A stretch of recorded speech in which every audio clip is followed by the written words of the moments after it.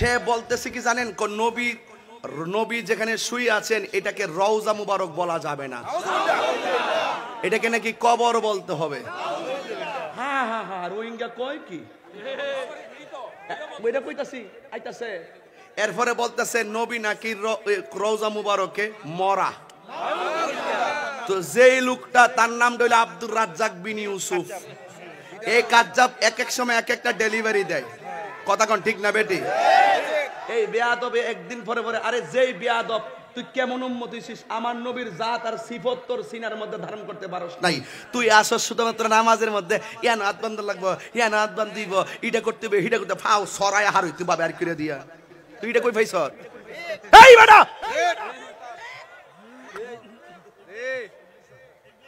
এগুলোই দাজ্জাল। কইছেন যে কিয়ামতের আগে এমন এক সময় আইব, এরা এমন কথা কইবে যেটা তোমরা শুনছো না, তোমার বাপ দাদা শুনছে না, বানাই বানাই কিবা দাজ্জাল না কাজ যাব না, এরা দাজ্জাল ও কাজ যাব। কথা বলেন ঠিক না বেটি? এটা হইলো সেমি দাজ্জাল, হিডা এবারে গিডা বাইছে আর কি কি দাজ্জাল। আচ্ছা, যেই উম্মত নবীরে কই মরা, রওজা মুবারকে নাকি মরা অবস্থায় পড়ে রইছে, তো যেই উম্মত নবীর ব্যাপারে এই ধারণা, তার মুখের কথা যতই মিষ্টি হোক না কেন, তারে কি বড় হুজুর কোন যাইব?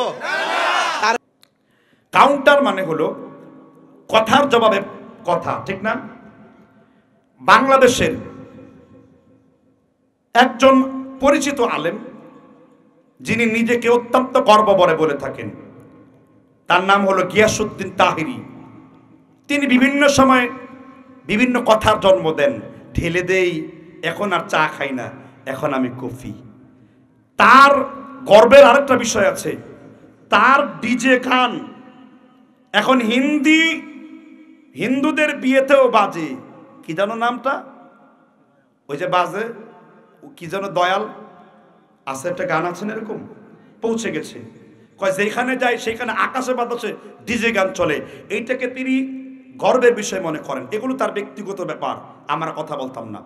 কিন্তু সম্প্রতি একটা ক্লিপসের মধ্যে তিনি বলেছেন, আমাদের একজন শেখের নাম ধরে, যিনি 3 তারিখে আপনাদের এখানে মাহফিল করে গেছেন, আব্দুর রাজ্জাক বিন ইউসুফ সহ, আমাদেরকে তিনি তুচ্ছ তাচ্ছিল্য দায়িত্বে তাই বলে তিনি বলছেন যে কত বড় খাবিস আল্লাহর নবীরে বলে, মানে তিনি মারা গেছেন, তিনি নাকি মারা গেছে এই কথাটা নাকি বলে তিনি নাকি বেয়াদবি করে ফেলেছেন, দৃষ্টতা দেখে ফেলেছেন। কয় কি শিখায়? খালি শিখায় এখানেও হাত বান্ধা, এরকম করা, রফাইদান করা, পা ফাঁক কইরা খারা, সেখানে এগুলো বলে শিখায়। এইভাবে তিনি ব্যঙ্গ বিদ্রুপ করে একটি ভিডিও তৈরি করেছেন। আমি গিয়াসউদ্দিন তাহিরিকে সম্মান দিয়ে বলছি, তিনি একজন আলেম মানুষ, তাকে সম্মান দিয়ে বলছি, আপনি কথা বলবেন দলিলের ভাষায়, কর্কশ কণ্ঠে নয়, কাউকে প্রতিরোধ করে নাও, কাউকে গালি দিয়ে নয়। আপনার যদি কিতাবের যোগ্যতা থাকে, দলিলের যোগ্যতা থাকে, আপনি তার এগুলোকে দালিলিক ভুল ধরেন, আমার আপত্তি নাই। কিন্তু আপনি একটি বড় ভুল করেছেন, আল্লাহর নবী মৃত্যুবরণ করেছেন, তিনি মারা গেছেন। এই কথাটা আব্দুর রাজ্জাক বিন ইউসুফের নয়, এই কথাটা মুসলিম শরীফের 4084 নম্বর হাদিস, আম্মা জান আয়েশা সিদ্দিকা রাদিয়াল্লাহু আন, তিনি বলছেন যে মাদান নবী সাল্লাল্লাহু আলাইহি ওয়াসাল্লাম, আল্লাহর নবী মৃত্যুবরণ করেছেন, ইন্নাহু লাবাইনা হাকিনাতি ওয়া দাকিনাতি, আল্লাহর নবী যখন মৃত্যুবরণ করেন তার মাথাটা আমার 2 রানের মাঝখানের উপরে ছিল। মাদান নবী সাল্লাল্লাহু আলাইহি ওয়াসাল্লাম, আম্মা জান আয়েশা রাদিয়াল্লাহু আনহা তিনি বলছেন আল্লাহর নবী মৃত্যুবরণ করেছেন, এজন্য আপনি আব্দুর রাজ্জাক বিন ইউসুফকে তথা আমাদেরকে গালি দেননি, আপনি গালি দিয়েছেন আম্মা জান আয়েশা সিদ্দিকা রাদিয়াল্লাহু আনহাকে। কারণ তিনি বলেছেন, তার সঙ্গিনী বলেছেন, যাকে আল্লাহর নবী সবথেকে মহব্বত করেছেন, যার শানে কোরআনের 18টা আয়াত এসেছে, সেই আম্মা জান আয়েশা বলছেন মাতান নবী সাল্লাল্লাহু আলাইহি ওয়াসাল্লাম। সুতরাং এটা কতই দলিল দিয়ে সাব্যস্ত। দ্বিতীয় আরেকটি বিষয় হলো, আপনি বিভ্রান্ত ছড়াতে চান, সূরা যুখরুফের 23 নম্বর আয়াত আল্লাহ বলছেন ইন্নাকা মাইয়াতুন ওয়া ইন্নাহুম মাইয়াতুন, নবী আপনিও মারা যাবেন, আর আপনার পূর্বে যারা নবী এসেছে তারাও মারা গেছে। আল্লাহ নিজেই নবীদের শানে তিনি মৃত্যু শব্দটা ব্যবহার করেছেন, তার মানে আল্লাহর নবী মৃত্যুবরণ করেছেন। আপনি যে হাদিসের ভিত্তিতে দলিল দিয়েছেন, এটা আপনার বুঝের সমস্যা আছে। এই বুঝ থেকেই আপনাদের এই বদ আকীদার জন্ম হয়েছে। কিরকম?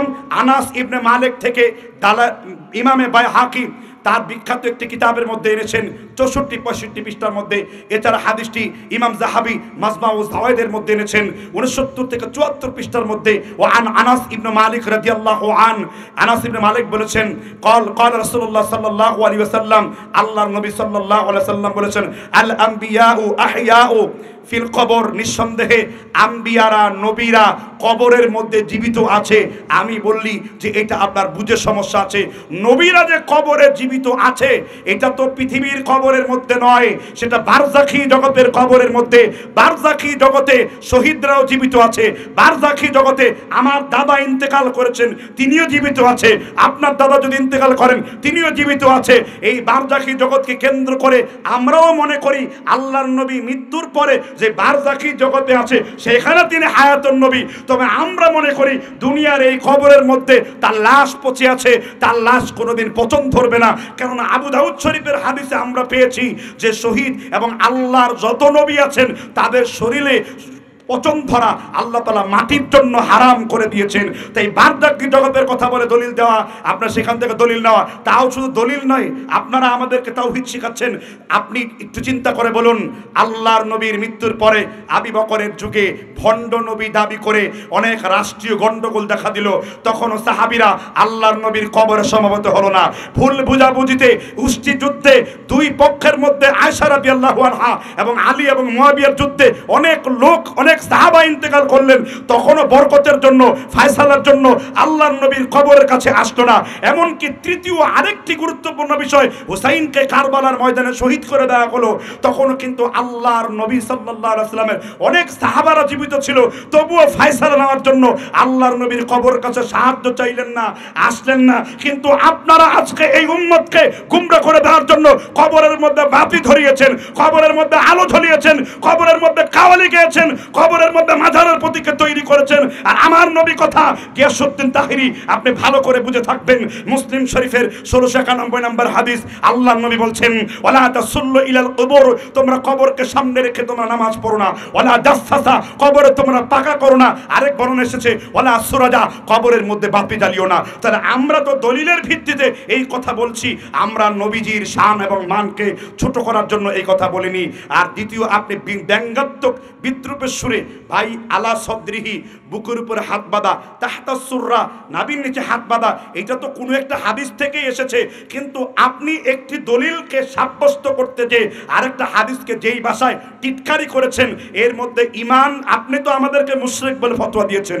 আর আমরা কোরআন সুন্নাহর পয়েন্ট মোতাবেক আপনাকে বলছি, কেউ যদি আল্লাহর নবীর কোন সুন্নাতকে নিয়ে ব্যঙ্গ বিদ্রুপ কিংবা ঠাট্টা করে তাহলে তার ঈমান নষ্ট হয়ে যাবে। কারণ অন্য ইমাম, ইমাম শাফি, ইমাম মালিক, ইমাম হাম্বলি, তারা হয়তো কেউ রফাইদান করে, আপনার মাযহাব করে না, আপনি এটা করতে চান। পরিশেষে আমি আপনাকে ক্লিয়ার করে বলতে চাই, আপনি বাহাসের ডাক দিয়েছেন, আপনার যদি শক্তি সামর্থ্য থাকে, আজকে ইন্টারনেটের মাধ্যমে এই ভিডিও হচ্ছে, ভিডিওর মাধ্যমে বর্তমানে একটি প্ল্যাটফর্ম আছে ফেস দ্য পিপল, আপনি সরাসরি বসুন এই বিষয়গুলো নিয়ে। আপনার সাথে বসতে আমি ব্যক্তিগতভাবে রাজি আছি। আপনি কেমন হিম্মত আছে, আপনি তখন এই বিষয়ের উপর বসে আপনি কথা বলার চেষ্টা করেন। আপনার কথা বলার দ্বারা মাজারের গান জিন্দা হয়, আপনার কথা বলার দ্বারা খাজা বাবার গান জিন্দা হয়, আপনার কথা বলার দ্বারা মানুষের শিরকের দরজা উন্মুক্ত হয়, আপনার কথা বলার দ্বারা মানুষ কবর কেন্দ্রিক সেজদা পর্যন্ত করে, আপনার কথা বলার দ্বারা যুব শক্তি ডিজে গানের দিকে ঝুঁকে যায়, আপনার কথা বলার দ্বারা আপনি নাচানাচি স্টেজে উঠে বসেন বৈঠা যান। এই জালালি কোথায় পেয়েছেন? আল্লাহর নবী সাহাবারা এইভাবে জিকির করেছে। আপনাকে এর আগেও বাংলাদেশ গভর্নমেন্ট থেকে, সুপ্রিম কোর্ট থেকে এবং বাংলাদেশ সরকার থেকে আপনাকে ওয়ার্ন দেওয়া হয়েছে যেন ওয়াজের নামে এইগুলো আপনি না করেন। আগে নিজের ঘর সামলাতে হবে, আগে নিজের আকীদাকে বিশুদ্ধ করতে হবে। আহলে হাদিসের বাচ্চাদের আকীদা এত নোংরা হয়ে যায়নি যে এইরকম শিরক বিদআত তৈরি করতে হবে। আহলে হাদিসের একটি আমল কিয়ামত পর্যন্ত আপনাকে সময় দিলাম, আমাদের কোনো একটি আমল কোরআন হাদিসে নেই, এটাই তো আপনি কিয়ামত পর্যন্ত আপনি প্রমাণ করতে পারবেন না। যদি প্রমাণ করেন আমি তওবা করছি, জাতির সামনে তওবা করে আর কোনোদিন আহলে হাদিসের পক্ষে অবলম্বন করে কথা বলবো না। তাই জন্য বলছি, আপনি সংশোধন হয়ে কথা বলেন। আর যদি আপনি বসতে চান ফেস দাবি বলেন, সময় নির্ধারণ করে আপনি বসবেন। আপনার প্রতি খুল্লুন খোলসা আমার দাবি রইল। আল্লাহ তাআলা আপনাকে সমঝদার দান করুন। আল্লাহ তাআলা আপনার জবানকে ইসলাম এবং ঈমানের কথার ক্ষেত্রে কাজে লাগান। আল্লাহ তাআলা আপনার মধ্যে হিংসাত্মক মনোভাব দূর করে সম্প্রীতি আনার চেষ্টা করেন। আল্লাহ যেন আপনাকে মাজার পূজার শিরিক, পীর পূজার শিরিক থেকে ফিরিয়ে তাওহীদের উপর আল্লাহ প্রতিষ্ঠিত করেন, বলেন আমিন। তারা তো কোনো কথা আসে না, আসে? আল্লাহ তাআলা একটা না দুইটা না, ওহির সিদ্ধান্ত হয়ে গেল। আল্লাহ রাব্বুল আলামিন কোরআনুল কারীমের সূরা তাহরিম মানে হলো হারাম। আল্লাহ তাআলা বললেন, নবী হে আমার, আপনার অন্য স্ত্রীর চাইতে বিচক্ষণ যদি কোনো স্ত্রী দেখতে চান, আর কোরআনকে যদি হেফজ করার ক্ষমতা সম্পন্ন কোনো মেয়েকে দেখতে চান, সে হলো আপনার স্ত্রী হাফসা। আমি আল্লাহর আরশ থেকে সিদ্ধান্ত নিয়েছি, সূরা তাহরিম আমি হাফসার সম্মানে ওয়াকফ করে দিয়েছি। আমি আল্লাহ বলছি, হাফসাকে তালাক দেওয়া আপনার জন্য হারাম। এক যুদ্ধে কোরআনের সাহাবা মরে গেল। আল্লাহর নবী চিন্তা করলেন, কোরআনুল কারীমকে সংরক্ষণ করবেন কে? তিনি চিন্তায় পড়ে গেলেন। হাফসা রাদিয়াল্লাহু আনহা বললেন, চিন্তার কোনো কারণ নাই নবী হে আমার, আমি কোরআনের সমগ্র আয়াতগুলোকে আমি হাফসা আমার কলবের মধ্যে ধারণ করে রেখেছি। কি বুঝলেন? আল্লাহর ইশারা তো অনেক উপর থেকে। কথা বলতে হবে, ওয়াজের মধ্যে কথা বললে ওয়াজের নূরটা কি হয়ে যায়? নষ্ট হয়ে যায়। তো এবার আপনি বলেন, মেয়েদেরকে হাফেজ বানাবেন না? মেয়েদের হাফেজ একজন কবি, হিন্দু কবি, তিনিও বলেছেন, তুমি আমাকে সুন্দর একটি মা উপহার দাও, আমি তোমাদেরকে সুন্দর একটি জাতি উপহার দেব। যেই মেয়ের কলবে কোরআন আছে, তার বাচ্চাগুলো কোরআনের পথে চলবে না, কোরআনের বাইরে চলবে। আপনারা ছেলেদেরকে দিনদার বানাবার চেষ্টা করেন, কিন্তু আমি বেশি উদ্বুদ্ধ করি মা বোনদেরকে ঘরে রেখে তাদের হাফেজ বানানো, মুহাদ্দিস বানানো। কারণ ছেলেদের বাইরে সময় কাটাতে হয়, মা বোনদের ঘরে সময় কাটাতে হয়। শেখ মতিউর রহমান মাদানী নাম শুনেন নাই? ওনার যতগুলো ছেলে মেয়ে আছে, 4 জন মদিনা ইউনিভার্সিটি থেকে, একজন আমেরিকা ইমামতি করে, আমেরিকার বড় এক মসজিদের খতিব, একজন লন্ডনের বার্মিংহাম মসজিদের খতিব। ওনার প্রত্যেকটা ছেলে মেয়ে হেফজ শিখেছে তার স্ত্রীর কাছ থেকে। তাও যেন তেন হাফেজ না, সাদ আল গামানির কণ্ঠ দিয়ে তেলাওয়াত করে তারা। বিমোহিত হবেন আপনি কোরআন শুনে। আহলুল আরবদের কাছে গ্রহণযোগ্য কোরআন তেলাওয়াত। তাহলে আপনি বুঝেন কতটুকু মর্যাদাপূর্ণ কাজ আপনাকে করতে হবে। এজন্য আমি আলোচনার দ্বিতীয় পয়েন্টে ছিলাম বান্দার হক। বান্দার হক নষ্ট করা এটা কিন্তু আপনার জন্য জায়েজ নাই। এজন্য আপনি যত অন্যায় করবেন বা আল্লাহ মাফ করবেন, কিন্তু বান্দার সাথে অন্যায় করলে আল্লাহ এটা কি করবেন না? মাফ করবেন না। এই মেয়েদের কথা আমি বলতেছিলাম যে মেয়েদের হক যে আপনি নষ্ট করেন, মেয়েদের হক। আবার মা বোনদেরকে আমি আবার বলছি সতর্ক করে, আপনি বাবার যে ওয়ারিশ আছে, এই ওয়ারিশ যে আপনি মাফ করে দেন, এটা একটা গুনাহ এবং একটা অন্যায় এবং একটা ভুল সিদ্ধান্ত আপনার। কখনো আপনার ভাইকে আপনার ওয়ারিশ ছেড়ে দিয়ে আপনার অনাগত সন্তানদেরকে ঠকাবেন না। আপনার ভাই ছেড়ে দিক তো আপনাকে। বাংলাদেশের একজন ভাই দেখান তো, আপনি যেমন ওয়ারিশ ছেড়ে দিয়েছেন, তো আপনার ভাই ছেড়ে দিক না, বোনের জন্য ওয়ারিশ ছেড়ে দিক। আছে আপনাদের নজির আছে? বোন যে ওয়ারিশ ছেড়ে দিচ্ছে ভাইয়ের জন্য, একটা ভাই বাংলাদেশে দেখান, ভারতে দেখান, পৃথিবীতে দেখান যে ভাই বোনের জন্য তার ওয়ারিশ ত্যাগ করে বোনকে বিয়ে দিয়েছে। তাহলে বোনদের তো দয়ার দরকার কি? মনে রাখবেন, এই যে সম্পত্তি বন্টন আল্লাহ মেয়েদেরকে যে করেছেন, এটা আপনার সিদ্ধান্ত নয়। কোরআনুল কারীম সূরা নিসার সিদ্ধান্তে আল্লাহ মেয়েদেরকে এই সম্পত্তির বন্টনটা শিখিয়েছেন। হাদিস বলতে চাই, খতিবুল বাগদাদি তারিখুল বাগদাদির মধ্যে হাদিসটি উল্লেখ করেছেন। হাদিসটি মাজমাউ যাওয়ায়েদে ইমামে হাইসামি রাহমাতুল্লাহ আলাইহি উল্লেখ করেছেন 4093 নাম্বার। আর রাহিকুল মাখতুমের মধ্যে আব্দুর রহমান সফিউর রহমান মুবারকপুরি তিনি হাদিসটি উল্লেখ করেছেন। সিরাতে ইবনে হিশামের মধ্যে আল্লামা হিশাম রাহমাতুল্লাহ আলাইহি উল্লেখ করেছেন। বোনের প্রতি আল্লাহর নবীর মর্যাদা কেমন? আল্লাহর নবীর কি কোনো বোন ছিল নাকি? আল্লাহর নবীর কোনো বোন ছিল? চাচাতো বোন ছিল। আল্লাহর নবীর কোনো আপন বোন ছিল না। আল্লাহর নবীর চাচাতো বোন এই মাসে উম্মে হানির ঘরে আল্লাহর নবী ঘুমিয়েছিলেন। আল্লাহর নবী উম্মে হানিকে নিজের বোনের মতন মহাব্বত করতেন। সাইয়্যিদানা আলী রাদিয়াল্লাহু তাআলা আনহুর বোন ছিলেন আপন। আর উম্মে হানি আল্লাহর নবী সাল্লাল্লাহু আলাইহি সাল্লামের আপন চাচাতো বোন ছিলেন। কিন্তু যখন মিরাজের রাত্রিতে যান, আল্লাহর নবী নিজের কামরায় ছিলেন না, আল্লাহর নবী তার বোনকে তিনি মহব্বত করতেন, তিনি বোনের মর্যাদায় অধিষ্ঠিত করেছেন। উম্মে হানির ঘর থেকে আল্লাহ তাআলা বললেন, সুবহানাল্লাযী আসরা বিআবদ লাইলাম মিনাল মসজিদিল হারামি। উম্মে হানির ঘরে আমার নবী ঘুমিয়েছিলেন, জিব্রাইল এসে আল্লাহর নবীকে ঘুম থেকে জাগালেন এবং বোরাকের উপর চড়িয়ে মাস দাগাল বাসারা ওয়া মা তাগা, ধনুক আর তীর যেমন কাছাকাছি, নাজালাতাল উখরা ইনদা সিদরাতিল মুনতাহা। আল্লাহর নবী বলছেন, আমি জিব্রাইলকে দুইবার সরাসরি চোখে দেখেছি। একবার চোখে দেখেছি জিব্রাইল আমাকে আকাশ থেকে নেমে এসে 2-3 দিন 3 রাত্র নামাজ শিখিয়েছেন, ওযু কিভাবে করতে হয়, সল্লু কামা রাআইতুমুনি উসাল্লি, নামাজ কেমনে আদায় করতে হয়। জিব্রাইল আলাইহি ওয়াসাল্লাম আল্লাহর নবীকে সরাসরি আল্লাহর আকাশ থেকে এসে ট্রেনিং দিয়ে গেছেন। একটু জোরে আওয়াজ দিয়ে বলেন সুবহানাল্লাহ। বোনের ঘর থেকে মেরাজে গেছেন। আরেক, আমি এই হাদিস বলার জন্য বসি নাই, আল্লাহর নবী হাদিস পড়াচ্ছেন, ফাহিমাকুমুল হাদিস ওয়াসিআলাকুম মাজালিস, তিনি হাদিসের ক্লাসগুলোকে বর্ধিত করছিলেন। এমত অবস্থায় একজন মহিলা এসে এক আনসারীর কাছে যেয়ে বলল, তুমি আমার ভাই মুহাম্মদকে বলো তার বোন তার সাথে দেখা করতে এসেছে। ওই আনসারী বলল, আল্লাহর নবীর তো কোনো বোন নেই, এ আবার কেমন বোন, গুরুত্ব দিচ্ছে না।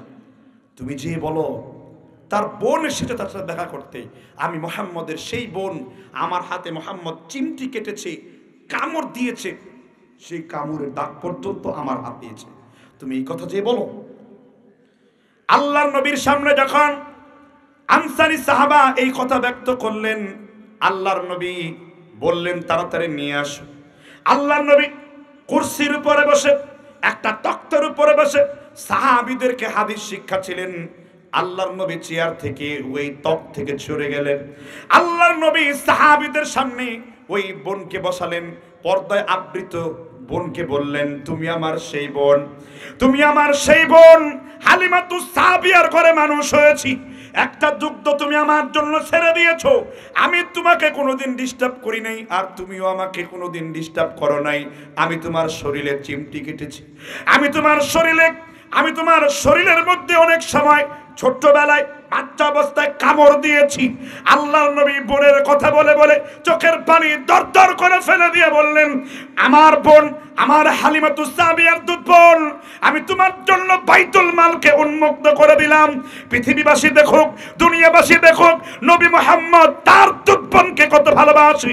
আল্লাহর নবী দুধ বোনের জন্য বললেন, বাইতুল মাল থেকে যা যা নেওয়ার আছে তোমরা তা নিয়ে নাও। আমার নবী চোখের পানি দরদর করে ফেলছেন, আর বোনের জন্য তিনি বাইতুল মালকে তিনি উন্মুক্ত করে দিয়েছেন। আমার নবী বলেছেন, আমার উম্মতেরা দেখো আমি মুহাম্মদ বোনকে কেমন ভালোবাসি। আর আমরা বোনকে ঠকাবার চিন্তা করি, আল্লাহর কসম করে বলি, যে ব্যক্তি বোনকে এক চিমটি পরিমাণ ওয়ারিসান ঠকাবে, আল্লাহর নবী মুহাম্মদ রাসূলুল্লাহ বলেছেন, মানিকতা তাশিবরাম মিনাল আরদি যুলমান, জুলুম করে যদি এক বিগত পরিমাণ জমিন আপনি ঠকিয়ে নেন, কিয়ামতের দিন আপনাকে 7 তবাক জমিন ঝুলিয়ে দেওয়া হবে।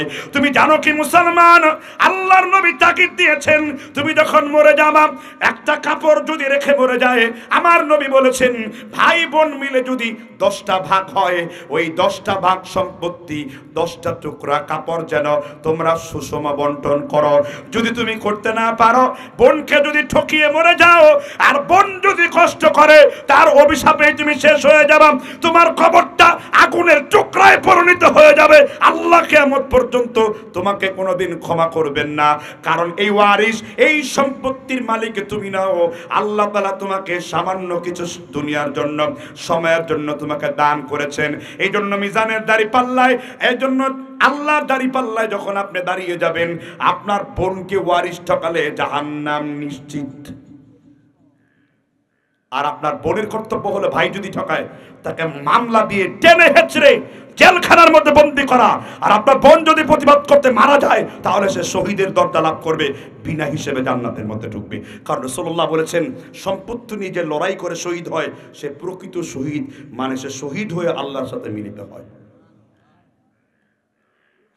বুখারী মুসলিমে বর্ণিত হাদিস। তাহলে আপনি বোনের প্রতি কতটুকু ইনসাফ করছেন?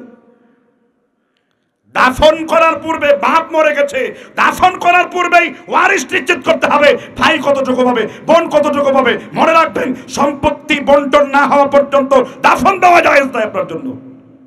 আল্লাহর নবী যখন মৃত্যুবরণ করেছেন কয়দিন পর জানাজা হয়েছে? 3 দিন পরে।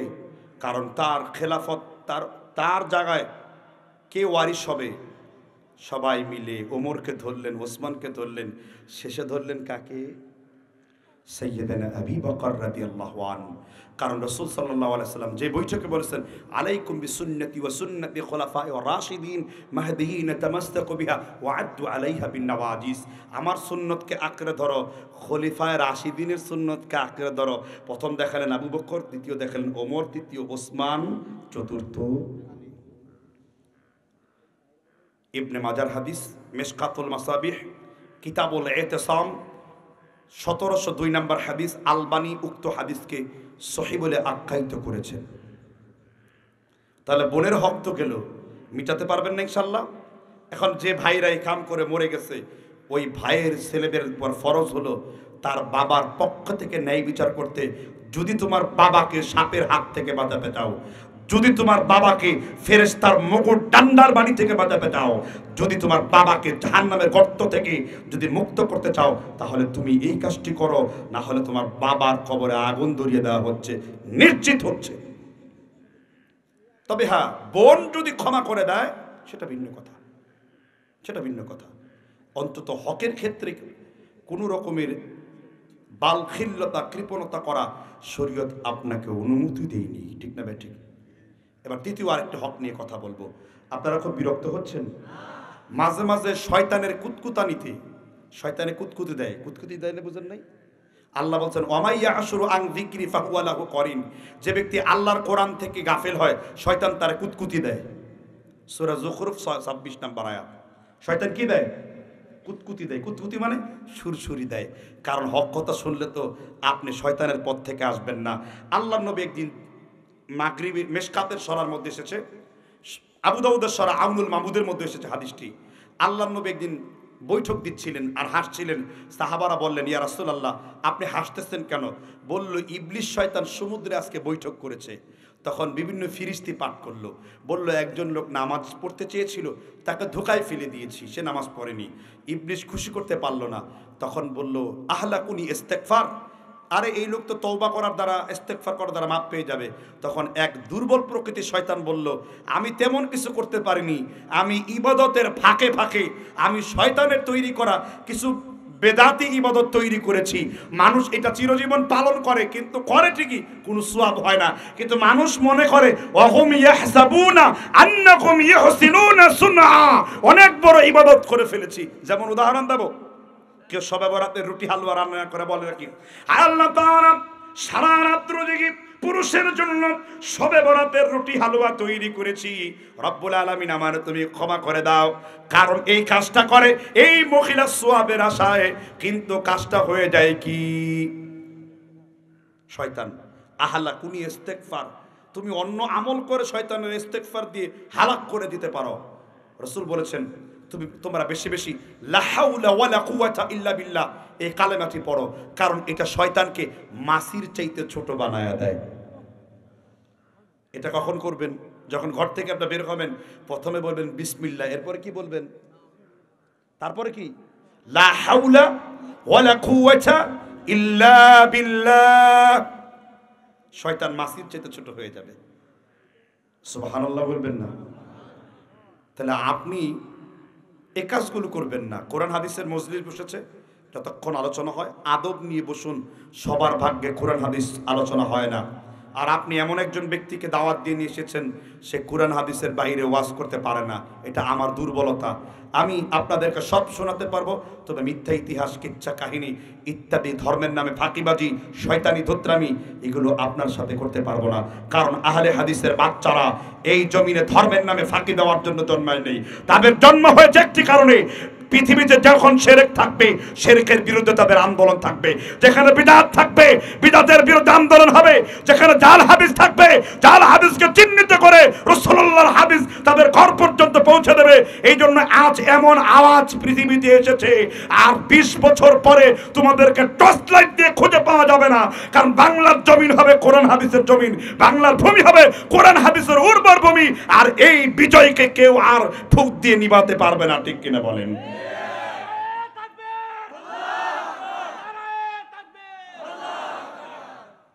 লিল্লাহে তাকবীর বললে ভালো। আলহামদুলিল্লাহ, আপনাদের আবেগকে আল্লাহ তাআলা সুন্দর করুক। বলা বেশি ভালো কোনটা? লিল্লাহে তাকবীর। নারায়ে তাকবীর বললে যে খারাপ হয়েছে তা না, তবে লিল্লাহি তাকবীর বললে বেশি ভালো হয়। আল্লাহর জন্য তাকবীর, আল্লাহর জন্য কি তাকবীর। তাহলে তৃতীয় একটি হক নিয়ে আলোচনা করব। এই আলোচনাটাই হলো মাতা পিতার হক বা দায়িত্ব কর্তব্য। সন্তানের মাতা পিতার প্রতি যে কিছু হক আছে। অনেকেই মনে করেন যে মা বাবার সাথে বেয়াদবি করি, এটা আবার কিসের গুনাহ? মা বাবার সাথে বেয়াদবি করলেও যদি তারা মরে যায়, বাপ যদি মরে যায়, তাহলে কার কাছে ক্ষমা চাইবেন? কার সাথে ক্ষমা চাইবেন বলতে পারলেন না? আমি বলে দিচ্ছি। মায়ের মর্যাদা বেশি না বাবার মর্যাদা বেশি? এই তো একটা মারাত্মক ভুল করলেন। লেখে মা বাবার দোয়া, মিথ্যা কথা। আগে তুই লিখবি বাবা, তারপর লিখবি মা। বাবার মর্যাদা আল্লাহ দিয়েছেন, আল্লাহর নবীও দিয়েছেন। মায়ের হক বেশি, বাবার মর্যাদা বেশি। বাপ ছাড়া পরিচয় আছে আপনার? এজন্য আল্লাহর নবী বলছেন যে উলিল আজমি মিনার রাসূল, পৃথিবীর যত নবী তোমরা দেখো, আমরা সব নবীরা হলো এক বাপের সন্তান। সুবহানাল্লাহ, বুখারী মুসলিমের হাদিস। আমরা সব উলিল আজমি মিনার রাসূল, যত নবীদের প্রধানকে দেখো, আমরা সব নবীরা হলো এক বাপের সন্তান। আমাদের তাওহীদ ঠিক আছে, কিন্তু মাসআলা ভিন্নতা আছে, শরীয়ত ভিন্নতা আছে, কিন্তু তাওহীদ সব নবীদের কি এক। এজন্য সব নবীরা হলো এক বাবার সন্তান, এক মায়ের সন্তান না। এজন্য আগে কার কথা আসবে? হাওয়ার কথা আছে না আদমের কথা আছে? লাকাদ কাররামনা বানি আদম, O son of Adam, I have been given you an address. হে বনি আদম, আমি আল্লাহ তোমাকে সম্মানিত করেছি। কুরআনুল কারীমে আল্লাহ আরো বলেছেন, আর রিজালু কাওয়ামুনা আলান নিসাই। ও দুনিয়ার পুরুষেরা, তোমরা ভালো করে শুনে নাও, আমি সব নারীদের উপরে পুরুষের কর্তৃত্ব দিয়েছি। দুনিয়ার সব পুরুষেরা নারীর উপর কর্তৃত্ব করবে। আর বাংলাদেশে 18 কোটি জনগণের এখন কর্তৃত্ব করে মহিলা। মনে বুঝেন নাই? ওয়াকুলু কাওলান সাদীদা, যখন কথা বলবে সত্য কথা বলবে। ইউসলিহ লাকুম আমালাকুম ইয়াগফির লাকুম যুনুবাকুম ফাকাদ ফাযা ফাওজান। কোন জায়গায় পাঠ করে এটা? খালি তো বিয়ে হলে কখন চিন্তা করবে বাসর ঘর হবে। এই খুতবা শুনেন নাই কখনো? বিয়ের খুতবার মধ্যে পড়ে না হুজুর? যখন তোমরা কথা বলবে সত্য কথা বলবে। তাহলে আগে কার কথা? মা তাহলে মর্যাদার দিক থেকে কয় নাম্বার? হ্যাঁ, 2 নাম্বার না? বাবা মর্যাদার দিক থেকে কয় নাম্বার? 2 নাম্বার কে? এই তো একটা ভুল করছেন। বুদ্ধিমান বলেন 2 নাম্বার মর্যাদায় কে আছে মার চাইতে বেশি? বলতে পারবেন? আমি হাদিস বলছি, আলেমরা বুঝে ফেলবেন। আম্মার রাজুলু সিনউ আবিহি, রাসূলুল্লাহ বলেছেন চাচা হলো বাপের সমান। মায়ের মর্যাদার আগে বাবার মর্যাদার পরে 2 নম্বরে আছে চাচার মর্যাদা। তারপরে কার মর্যাদা আছে আপনাদের দেশে? আল্লাহর নবীর চাচা আছে, আপনারও চাচা আছে। মসজিদে নববীতে আল্লাহর নবী মুহাম্মদ রাসূলুল্লাহ একটু জোরে চাচা আব্বাসের সামনে কথা বললেন। আল্লাহ তাআলা ওহী করলেন জিব্রাইলের মাধ্যমে, বিশ্বনবী আপনি যখন এরপরে কথা বলবেন আপনার চাচা আব্বাসের সামনে আপনি কণ্ঠনালীকে উচ্চস্বরে কথা বলবেন না। আপনি যদি আপনার চাচার সামনে জোরে জোরে কথা বলেন আমি আল্লাহ তাআলা আপনার নবীয়তি কেটে দেব, নবীর দপ্তর থেকে আপনার নাম বাতিল করে দেব। আমার নবী তার চাচার মাত্র 1 বছরের ছোট ছিলেন। আল্লাহর নবী আব্বাসের কাছে যেয়ে বললেন আম্মার রাজুলুসিন ও আবিহি, আব্বাস তুমি হলে আমার পিতা, আমি আল্লাহর পক্ষ থেকে ফরমান পেয়েছি আমি যেন আমার চাচা আব্বাসের সামনে আর জোরে কখনো কথা না বলি। একদিন সাইয়েদনা আব্বাস মসজিদের মিম্বারে চলে এলেন। সাইয়েদনা আলী কুফার মিম্বারে দাঁড়িয়েছিলেন। তখন আব্বাসকে দেখে তিনি মসজিদের খুতবা বন্ধ করে তিনি দৌড়ে গেলেন। চাচার হাতে কুব্বালাতু আইনাইন, চেহারার মধ্যে চোখের মধ্যে চুমু খেলেন। কুব্বালাত ওয়াজহি, চেহারার মধ্যে চুমু খেলেন আর বললেন আমি আমার নবীকে বলতে শুনেছি চাচা হলো সরাসরি বাবার সমান। কি বুঝলেন? বুখারী মুসলিমের হাদিস, আম্মার রাজুলু সিনু আবিহি, আপনার বাপ যদি ডান গালে মারে আপনার চাচা বা গালে জোরে কষে থাপ্পড় মারতে পারে, এটা আপনার চাচার জন্য ফরজ। যদি আপনি আল্লাহ বিরোধী কাজ করেন, রাসূল বিরোধী কাজ করেন, আপনার বিনা কারণে যেমন কাউকে বাপ ডাকা হারাম, বিনা কারণে কাউকে চাচা ডাকাও কিন্তু হারাম। চাচার মর্যাদা শরীয়তে খাটো নয়, অনেক উঠতে। নবী সাল্লাল্লাহু আলাইহি সাল্লাম চাচাদেরকে এইভাবে মর্যাদা করেছেন। আর রাসূল একটা খুশখবর দিয়েছেন, বলবো খুশখবরটা? মুসলিম বুখারী শরীফের হাদিস ফাজাইল আমল এসেছে 255 পৃষ্ঠাতে। এই হাদিসটি বুলুগুল মারামে এসেছে। যে ব্যক্তি কোনো অন্যায় বা অত্যাচারী বা অসত্যের বিরুদ্ধে একটা সত্য কথা বলে মরে যাবে সে আমার চাচা আমির হামজার সাথে জান্নাতুল ফেরদাউসে অবস্থান করবে। কি কথা বললে? হক কথা, সত্য কথা। বাতিলের সামনে দাঁড়িয়ে আল্লাহর আয়াত রাসূলুল্লাহর হাদিস পেশ করে বাতিলের মাথা কচলে দেওয়া, বাতিলকে বুলন্ডিত করে দেওয়া, বাতিলের দেওয়ালকে পর্যবসিত করে দেওয়া, এই হক কথা শিখতে হবে, হক কথা শুনতে হবে, হক কথা বলার অভ্যাস করতে হবে। মসজিদের মিম্বারটা হকের জন্য উন্মুক্ত করতে হবে, মাহফিলটা হকের জন্য উন্মুক্ত করতে হবে, লেখালেখির ক্ষেত্রে হক কথা উন্মুক্ত করতে হবে। আর আমার সালাফদের কাছে, আহলে হাদিসদের কাছে হক কথা মানে হলো কোরআন এবং সহিহ হাদিসের কথা। তার চাইতে বড় হক কথা আছে? আহনাফদেরকেও খোঁচা দিয়ে কথা বলছে, নাউযুবিল্লাহ। ইমামে আবি হানিফা রাহমাতুল্লাহ আলাইহি ইসলামের জন্য অনেক অবদান রেখে গেছেন। পৃথিবীর সব মুসলমানদেরকে এটা শিক্ষা দেওয়া হয়েছে। আপনার সাথে আমার ছোটখাটো কিছু বিষয় নিয়ে ইখতিলাফ থাকতে পারে, এটা আমাদের ঘরোয়া ব্যাপার। আমিন জুড়ে বলবো না আস্তে বলবো?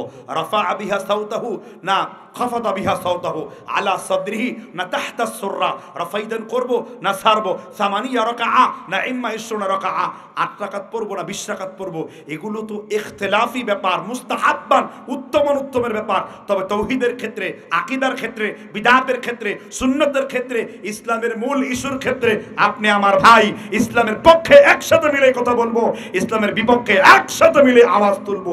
ইসলাম তো আমার এই শিক্ষা দিয়েছে।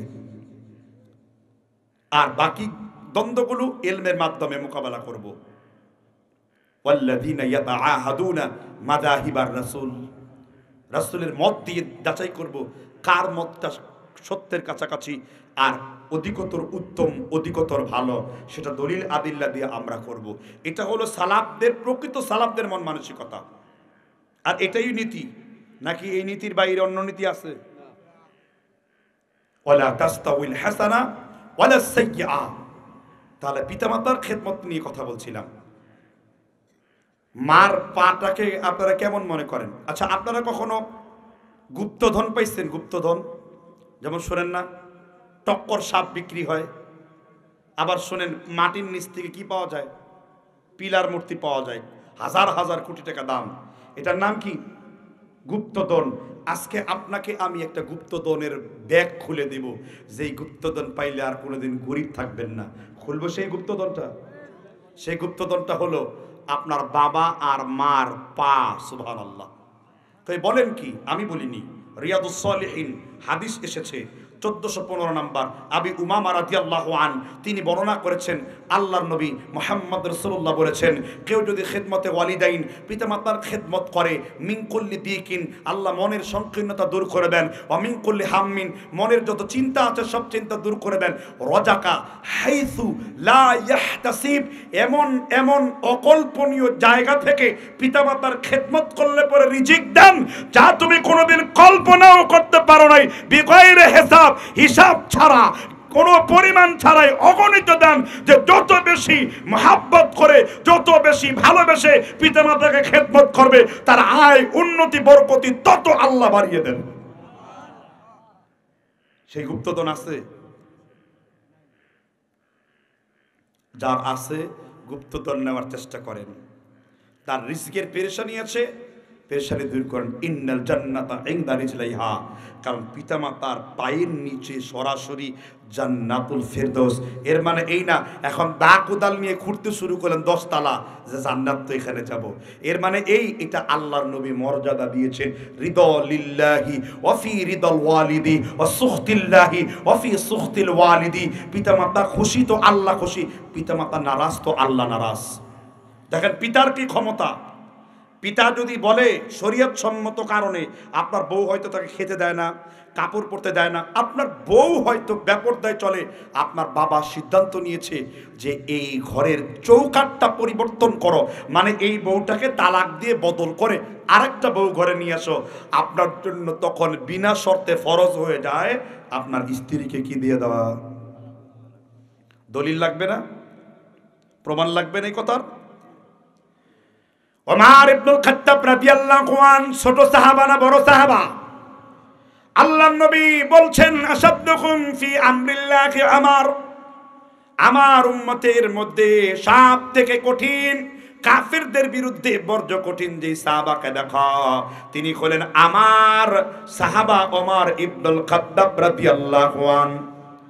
ওমর ইবনুল খাত্তাব বললেন ইবনে আমারকে তোমার স্ত্রীকে তুমি তালাক দিয়ে দাও। ইবনে আমার চিন্তা করলেন আমার পিতার এই কথাটা আমি আল্লাহর নবীর সাথে একটু মুযাকারা করি, আলোচনা করি।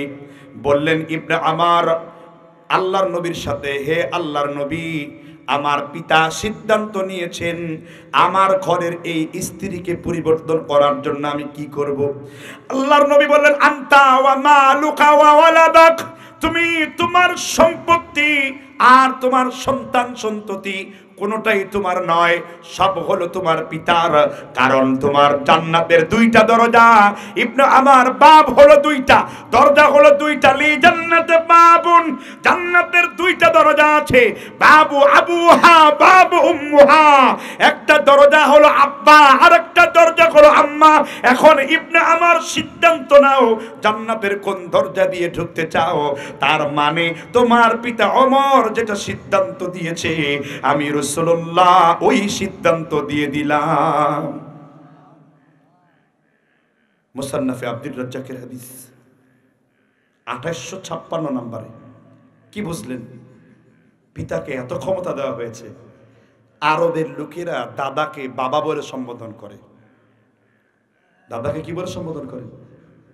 কারণ উম্মাহাতুকুম মানে আপনার দাদার, আপনার বাপের বাপও বাপ, তার বাপও বাপ, তার বাপও বাপ, তার বাপও বাপ। সুবহানাল্লাহ। এই জন্য তো আদম আমার বাপ, তাই না? সে তো আমাদের সব বাপের সেরা বাপ আদম আলাইহিস সালাম, তাই না?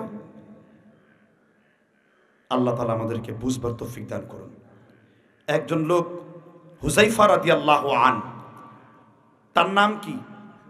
তিনি কে ছিলেন? হুযায়ফা কেমন সাহাবী?